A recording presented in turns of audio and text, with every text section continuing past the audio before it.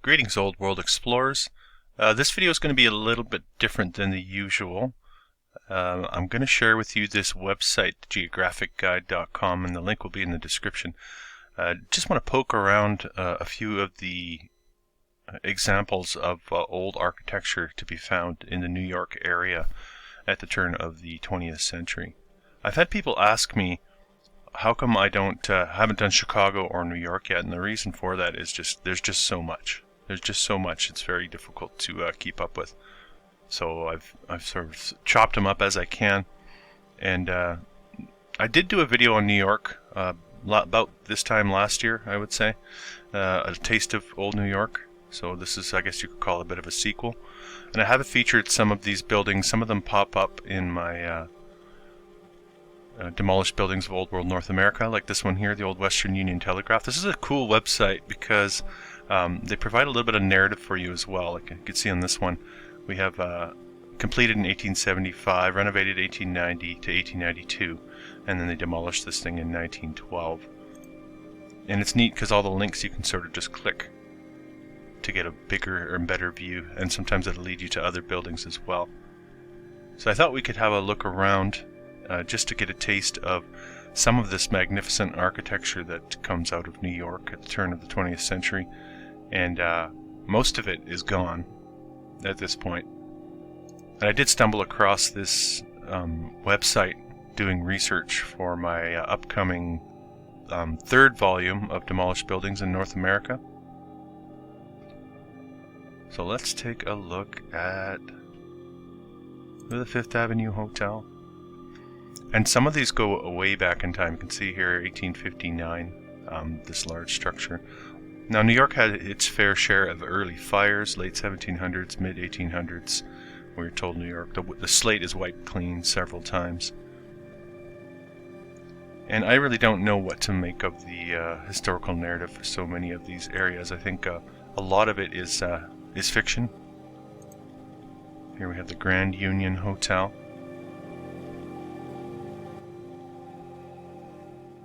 It just doesn't seem to make a lot of sense to me what we're being told about the past. And I'm sure you'll notice if you poke around a little bit that these timelines all seem to be in that same category. For instance, this one gets built in 1868, so just after the American Civil War. They're putting together a hotel like this. And you can see here, May 2nd, 1914, it gets demolished. So the theory that I put forward with many of these is that the timeline for their existence is much longer than we're being told, and they've been given a false start as a part of the New World narrative, and then they were hurriedly demolished in those early decades of the 20th century for the most part. You can see here we have two hippodromes. This would be the early one, we're being told, 1853. They're depicting a tent, massive tent area, surrounded by basically a castle, and it was torn down 3 years later, so it only stood for 3 years, we're told, in the 1850s. They have a second hippodrome as well, the P.T. Barnum Hippodrome at Madison Square Garden. Let's take a look at some of the timeline on this. 1874, March 4th, apparently it opened, occupied the entire block. And we get to burning down in 1878. So 1868, that doesn't make sense. I've skipped ahead. No, they don't have it burning down here, but I'm sure it's long gone. So you won't get a complete open and close narrative on many of these. Let's try another one. Metropolitan Life. This one will be showing up in my upcoming book. You can see here, so many of these early ones had these mansard roof areas that eventually get chopped down and given a flat roof. Here you can see, no, that's not the same one either. But I'm quite certain that I have seen this one without the mansard style roof on it. And there's several versions of the Metropolitan Life Company. This one can be a very difficult one to search. Here's another one with a tower attached to it. And then so you get this, this is the first one, this is the second one, this is the third one. This narrative seems to pop up over and over, giving us the impression that that these things were built and only stood for such short periods of time. Again, I think part of the false start narrative, I think they're attributing these things to buildings that were already there. And on this website, you're going to get some of the classics, such as the Singer Building. See here in the middle, that they tore down in the 60s, I believe. Absolutely spectacular building. I did a video on that one, strictly on that structure itself. And you also get pretty bad construction photos, if you ask me. If you take a look at this one, I think actually Grok, or one of those AI engines in the modern day, does a better job of creating those. Let me try to see if I can duplicate that for you. Now, this isn't the Singer Building in particular. Grok wouldn't be that specific for me, but you can see this is a building under construction as the AI search engine would give it to us. Looking very familiar, actually. The quality of photograph, the foggy background, and the sort of stick match upper areas. Something to think about when it comes down to many of these construction photos. And here's another AI generated image of an old construction photo. Looking all too familiar, once again, even down to the shadowy figures we often see in the ground area. Sometimes we see them at work as well, not really looking like real people. I see that quite often in my research. And we come back again to that same construction photo of the Singer Building, and even lower quality than the construction photo we're given by the AI generator. So it really makes you wonder about all of this and how coordinated the falsification of our past really may be. And just a quick look at some of the interior of that Singer Building. And a nice close-up of the upper reaches. And it's absolutely spectacular. The level of finish is completely off the charts as far as I'm concerned. Now we're looking at an old YMCA, New York YMCA. You can see here it was completed in 1869, so even the historical narrative has trouble giving us the full timeline on these. If we look down a little bit further, we can see in 1867 the New York YMCA authorized the purchase of the land. That's February 1867.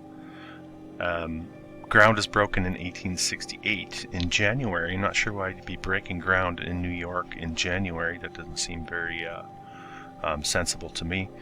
And then this thing is completed in a year and a half in the 1860s. And I need you to tell me, is that believable? Does that make any sense at all that this would be completed in the 1860s? One thing about the construction process I've been thinking a lot about lately has to do with the ability to work in interior, to do interior work. In the modern day, we need two things. We need light and we need heat. We need some sort of warmth. Allows plasters to cure and allows us to see what we're doing. When you're finishing a building to this level of finish, these are things that need to be considered. So what did they supposedly have for the technology at the time? Supposedly they were working with gas for light and heat, and it really doesn't make sense, especially if you're doing anything above your head. You have to deal with any sort of flame that's going to create a black surface on your canvas, if you will. So those are things I think that have not been considered in the historical narrative. Remember, this all predating electricity.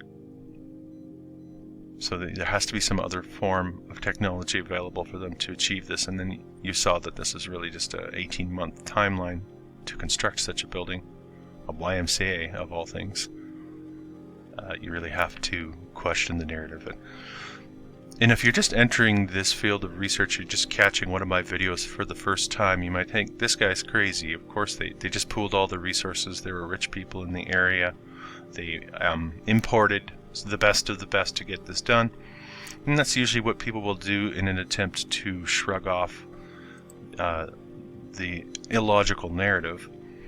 But when you've done this research for as long as I have and seen enough of these buildings, you'll come to the realization that it's absolutely impossible for them to have pulled all this off in those short periods of time in all of these locations without the technologies available that we have. Here we have the Hotel Saint Germain, opened in 1856, the building like this in New York. Does that make any sense at all? It's certainly not the vision we're given of these places. This is a Gangs of New York timeline. If you remember Gangs of New York and the street scenes that were given from that time period, I think there's a real disconnect between what Hollywood portrays of the past and what we're actually seeing in a lot of these photographs. This was the same building that eventually becomes the Cumberland House, and you get this big, ugly sign on the side of it. Clearly something next to it was reduced in size, as far as I'm concerned. Probably something we'll never know whether it existed or not. Interesting building here, the Sommer Piano Building. There's so many of these. This one looking like 10 stories once you get to the top.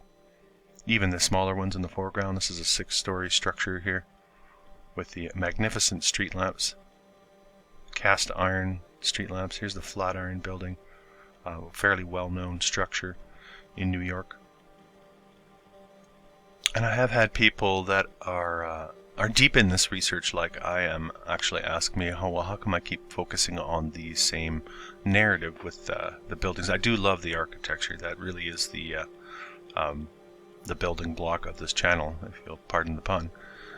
But what I'm trying to do here is cast a net with my videos by focusing on different regions every week and hoping to catch people's attention that maybe haven't heard about this theory or idea before, and of course to provide you that enjoy this type of architecture, provide you a place to come and look at everything I could find basically on a specific region. Here we're focused on the old post office. They did call this one Mullet's Monstrosity, and that's again a typical part of the narrative that history will give us, basically saying that it was considered monstrous. It's in the name, and there's a justification for the demolition. Here we have the timeline, 1880 to 1939.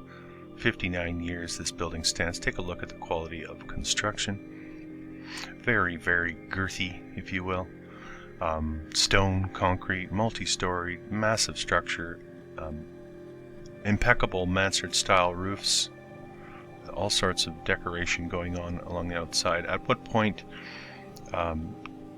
will you allow yourself to depart from the conventional narrative that we've been given about history and explore other options? I think we're in an awakening period for humanity, and this is I think this is over a fairly long duration, this awakening period, which can frustrate a lot of people who are awake, as once you become awake to these things, all you really want is for everybody to become aware and explore these things.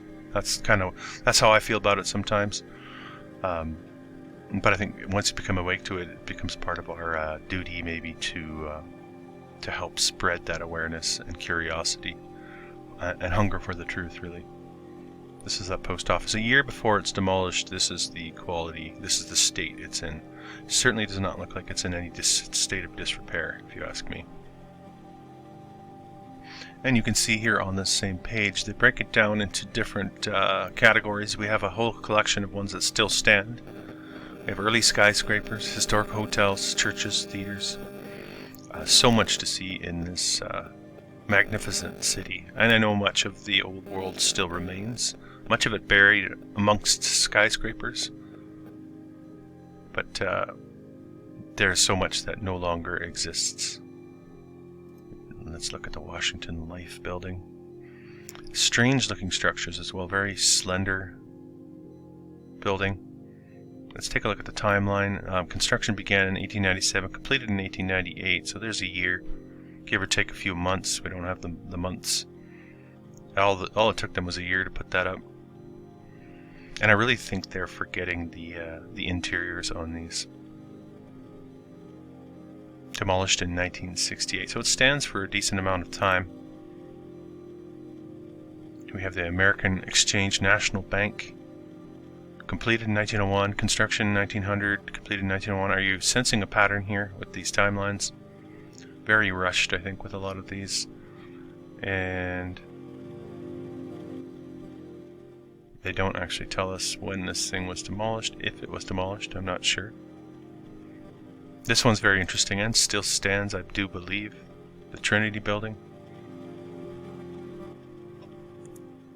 Replace the old Equitable. So you can really go, you can follow threads. Here's the old Equitable Building that burned in a fire.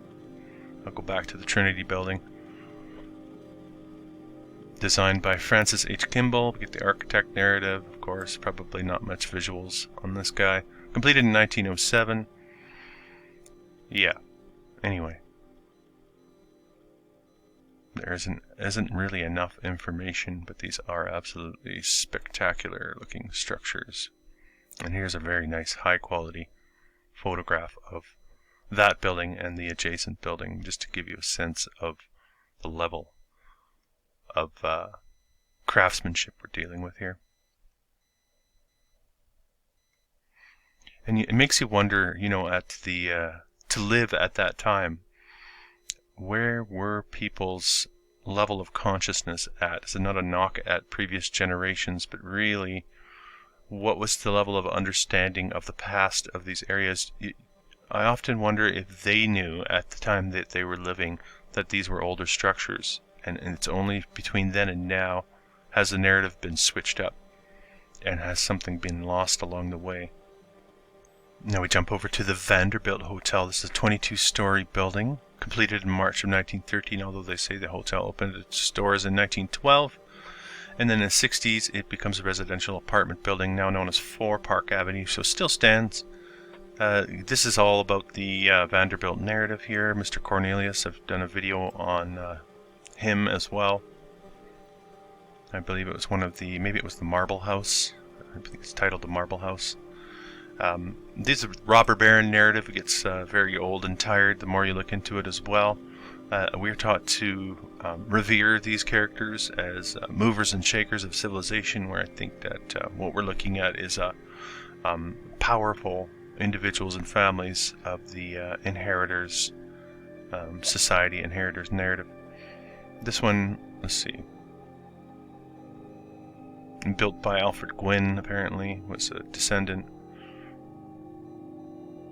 Let's look down a little bit. This is a newer version. This is what it looks in the modern day. You can see what they do to these. You can see the lower part here with all its interesting arches. And you can see the upper reaches with the stone balconies and the decoration on the top. All these things seem to get snipped and clipped down through time. I think, in my opinion, that is strategic with these inheritors trying to take those elements of what catch your eye off of these structures. When we go back a little further in time, you can see some of the interior as it once looked. Here's the lobby. And a closer look at some of those fan arches close to the front entrance. The Della Robbia room with its herringbone brick ceilings. Very ornate. Absolutely spectacular. Another look at that area. A very, very high level of finish going on here. And certainly not something that's accounted for in the historical narrative. And let's take a look at some of the theaters that once existed, or some still do. You see a long list here of theaters. Let's try the Marquee. And sometimes it won't really bring you much. So we'll try another one, the Lyric. This one still stands. Absolutely no shortage of these structures in the New York area.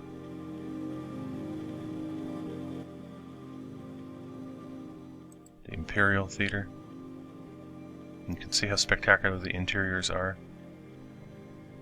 When we come back to the original page, I'm going to take a look at the Navarro Flats. This one also featuring in my next book. Massive structure, take a look at that. Absolutely spectacular. Let's get a little bit of the narrative on this one. So this Navarro character buys the lots for the land in 1881 and 1882. You can see how large the structure is. This is the early 1880s, we're being told, and the construction for these is completed in 1885. So they don't, well, let's see. They say it began in 1883, sorry. That's a 2-year construction time in the 1880s. And you can see here, they're 13 stories high. You can see here we have the New York Times, which I think is one of the main culprits here in falsification of our history. He's still doing it to this day. They said that they were unexceptionable. So I think this is part of setting the narrative for these things to be demolished. They certainly don't look unexceptionable to me. You can imagine building a 13-story massive apartment block in the 1880s, and that's the reaction. Well, you can see here, this thing gets demolished in 1926. So it barely gets 40 years before they get rid of this thing. As we scroll down, we can see a little bit more of how spectacular these really were.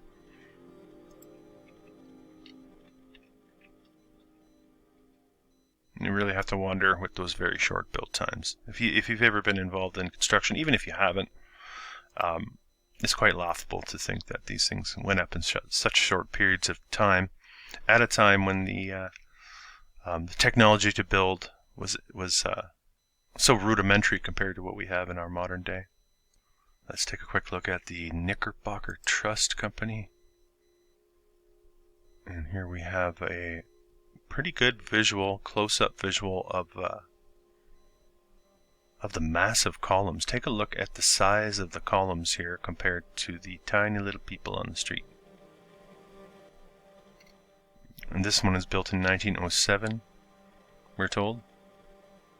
The one on the left is the Manhattan Life building. I believe it's the larger one of the two. And you have this little building sandwiched in between. Although really not that little, because it's still at 5 stories, incorporating all the arches and decoration. But you can really get the juxtaposition here of how small the people are in comparison to the architecture itself. Demolished in 1964. Same old story, really. Here's the Wells Fargo building from 1910.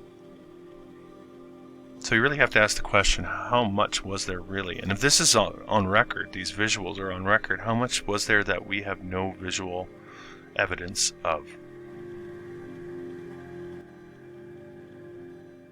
I think you really have to ask the question. 42 Broadway building, completed in 1904, 21 stories. Massive, massive. Check out the entrance down here at the bottom. The decoration, it's spectacular. This is really a treasure trove, this website. The Produce Exchange building. This is where you would exchange your fruits and vegetables, I suppose.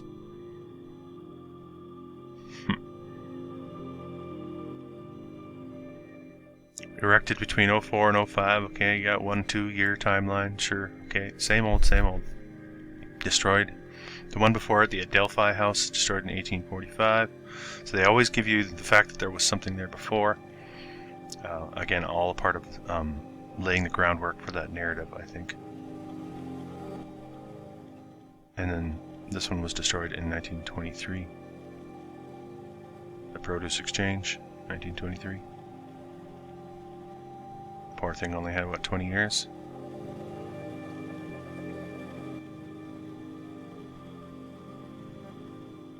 And let's end it on the Madison Square Presbyterian Church. I've looked at this one. This one's got a bit of a strange story too. First, let's take a look at what's going on at the top of the cupola here. Very interesting looking, not a cross. Yes, this is a cross. Looks quite plain compared to the rest of the structure. We get down to some of the narrative. Let's take a look at it first. Take a look at how perfect those columns are. So this one sees its construction under Stanford White, very well-known architect of the firm McKim, Mead and White. Dies during the construction process of this one. And we're told designed in the neoclassical style with a dome surmounted by a golden lantern. 6 Corinthian columns, each 30 feet high, of pale green granite, built of buff brick and glazed terracotta upon a base of white marble. Hey, that's nothing to shake a stick at. That's quite spectacular. There's a nice close-up of that upper area. You're getting a real sense of the detail worked into the terracotta here. The acanthus leaf column capitals, very, very smooth-looking columns. Very ornate detailing on the railing here on the side. See if we can get a little bit more information, because I know this is very short-lived, the structure. And I'm just going to pop over to another website I have featured as well, and I think I'll put the link to this as well. Daytonian in Manhattan also has a lot of really, really nice stuff in there. This will give us some narrative on the structure. And we're going to scroll down a little bit. You get a good amount of narrative. I've had people ask me, you gotta stop using the word narrative. Well, it's a story then. This is all story. We take a look here now. So, Stanford White gets to it. The ground was broken in April and the church was completed in October of 1906. So about a 6-month build time on this thing? Is that believable? You saw the pictures. We'll get past some of the story. There's some of the interior for you. Remember, 6 months is all it took them to build this.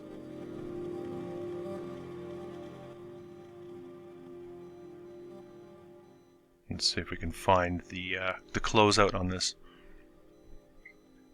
Now they are telling us that this pediment on the front here was not finished until after White dies by this Antonin Skodek.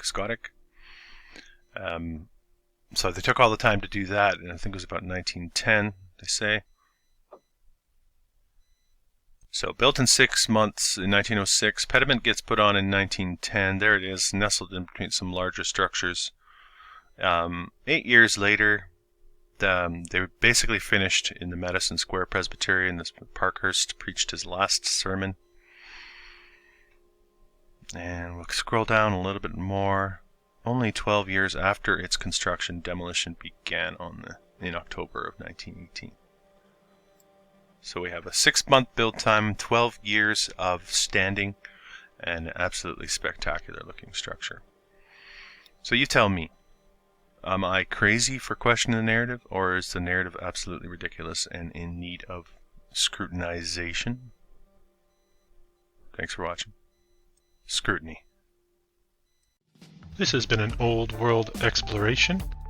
If you're new to the channel, don't forget to subscribe, hit the thumbs up button, and comment. I believe we are in the process of remembering who we really are and casting off the shackles of illusion. Until next time.